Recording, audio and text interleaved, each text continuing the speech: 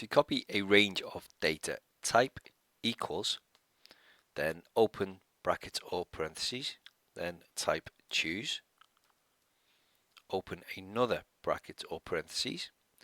Then we need to enter the index number, so you can select the cell for doing this or enter the cell reference manually. So we're going to use cell B3. So I select that cell, and then if I press F4 on my keyboard, it will set that cell reference to absolute. Then enter a comma.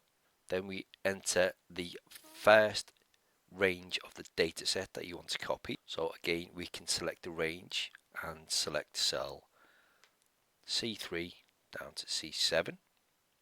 Again, press F4 to set the absolute cell references. Then comma. Then enter your second data range. You can enter as many data ranges as you wish. Again, press F4 to set the absolute cell reference.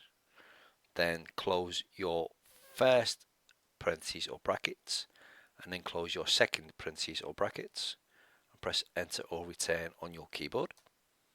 Now you can see it's only copied one cell. So what we do, we click this cell, and then we use the autofill function just by dragging down.